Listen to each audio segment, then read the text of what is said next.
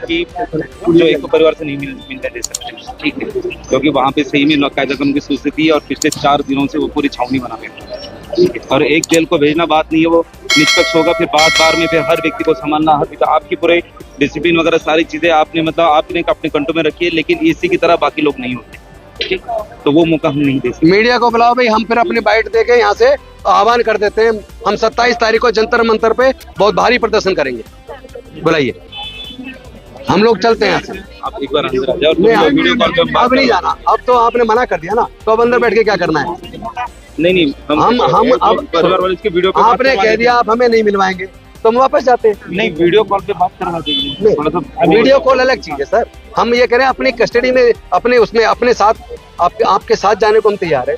आप in camera लेके चलो, गाड़ी में आप इन कैमरा लेके चलो।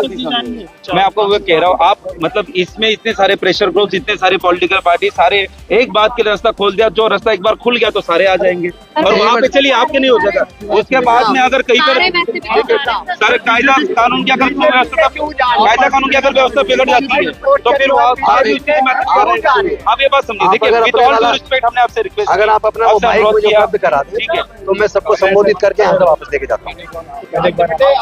नहीं, आप मुझे माइक उपलब्ध अपना वाला करा दें, मैं कम से कम इन साथियों को संबोधित करके वापस लेके जाऊँ। मैं आपकी वीडियो कॉल से बात करना, नहीं, वीडियो कॉल से कोई बात नहीं होगी। आप मिलवाना चाहे मिलवाए, नहीं मिलवाना चाहे हम वापस जा रहे हैं। हम कब कह रहे हैं आपसे?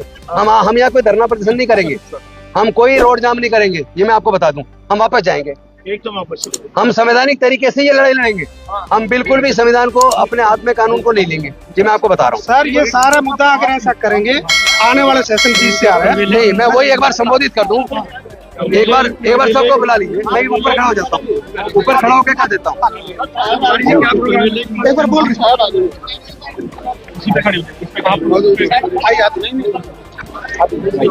आप खड़े हो जाओ ऊपर, कोई बात नहीं। 1 मिनट के लिए मैं साथियों से निवेदन करूंगा, 1 मिनट सब ध्यान से सुनेंगे। आगे आइए, थोड़ा आगे आ जाइए साथियों। कोई बात नहीं कर रहे थे हमें, अरे भाई साथियों, हमें यहाँ आए हुए 1 घंटे से ज्यादा हो गया। पुलिस के अधिकारियों ने हमारे प्रतिनिधि मंडल को, जिसमें हमारे 4 सांसद हैं, 1 हमारे विधायक हैं और मैं प्रभारी और सह प्रभारी, हमको इन्होंने ऊपर अपने साथ बिठाया, पूरे केस के घटनाक्रम की जानकारी दी और जो बाकी हम इनसे मांग कर रहे हैं कि आप हमारी प्रशासन तक बात पहुंचाइए। पीड़ित परिवार को जब हम पिछली बार आए थे, जब ये घटना घटी थी, यहीं पे हमें रोका गया था। हमने प्रशासन से मांग की थी पीड़ित परिवार को 1 करोड़ रुपए का मुआवजा दिया जाए, पीड़ित परिवार के एक सदस्य को सरकारी नौकरी दी जाए और इसमें जांच जो है वो बहुत तीव्र गति से जांच करके फास्ट ट्रैक कोर्ट में मुकदमा चला के दोषियों को अतिशीघ्र सजा दिलवाई जाए और जितने दोषी अभी गिरफ्तार, उस टाइम तक कोई नहीं था, और दोषियों को तुरंत गिरफ्तार किया जाए। ये हमारी मांग थी तब, लेकिन हमें इन्होंने जाने नहीं दिया और जो बीजेपी से जुड़े लोग थे उनको इन्होंने उस वक्त भी परिवार से मिलने दिया। तो ये बहुत दुखद है। और आज हम फिर से आए और हम लोग 7 सदस्यीय प्रतिनिधि मंडल, बाकी हमारे कार्यकर्ता, हमने पुलिस से मांग की कि हमारे केवल 7 साथियों को, जिसमें 4 सांसद हैं, 1 विधायक है और हम प्रभारी हो गए, हमारे सह प्रभारी हो गए, आप हमें पीड़ित परिवार से मिलवाइए। चाहे हमारी गाड़ी में चलो, चाहे हमें अपनी गाड़ी में बिठा के लेके चलो, इन कैमरा लेके चलो। हम संविधान के खिलाफ कोई काम नहीं करेंगे, क्योंकि कांग्रेस पार्टी संविधान को मानने वाली पार्टी है। हम लॉ एंड ऑर्डर को मेंटेन करने में मदद करते हैं, लॉ एंड ऑर्डर को कभी बिगाड़ते नहीं है, क्योंकि हमारी पार्टी का एक अलग तरह का काम करने का तरीका है। हम संविधान के माध्यम से लोगों को न्याय दिलाते हैं। लेकिन इसके बाद पुलिस अधिकारियों ने, एडीएम साहब ने और एसपी सिटी जी ने, इन्होंने हमें कहा कि हम एक बार अपने वरिष्ठ अधिकारियों से बात करते हैं, फिर हम आपको लेके चलेंगे। और अब वरिष्ठ अधिकारियों से बात करके लगभग 25 मिनट बाद इन्होंने हमें बताया कि लॉ एंड ऑर्डर सिचुएशन बिगड़ सकती है, इसलिए हम आपको लेके नहीं जाएंगे। जबकि हम इनको एश्योरेंस दे रहे हैं कि कोई लॉ एंड ऑर्डर सिचुएशन हमारी तरफ से बिल्कुल नहीं बिगड़ेगी। अब हमें ये जाने तो नहीं दे रहे। तो मैं आपका एक बात आह्वान करना चाहता हूँ, हम शांतिपूर्वक तरीके से, हम 27 तारीख को जंतर मंतर पर सुबह 10 बजे एक विशाल प्रदर्शन करेंगे। चूंकि महोबा के अंदर भी एक बच्ची के साथ सामूहिक बलात्कार हुआ, 12 लोगों ने बलात्कार किया, 5 लोग गिरफ्तार हुए, बाकी अभी तक गिरफ्तार नहीं हुए। और पीड़ित परिवार के लोगों ने जब न्याय की मांग की तो उल्टा पीड़ित परिवारों के खिलाफ मुकदमा दर्ज कर दिया।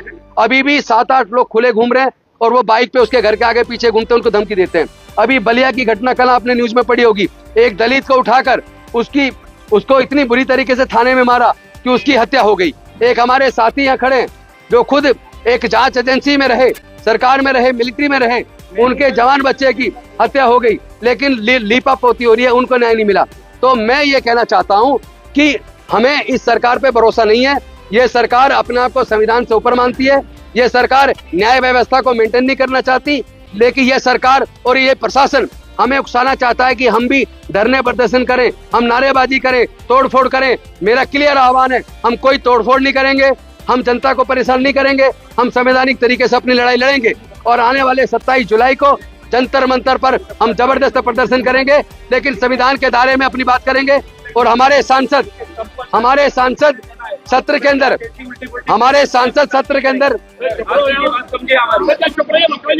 हेलो गजराज जी, नहीं रुक जाए विधायक जी, अब हम दिल्ली चलेंगे। अब आप दिल्ली अपनी गाड़ी में बैठिए, 27 को प्रदर्शन करेंगे और संसद में उठाएंगे।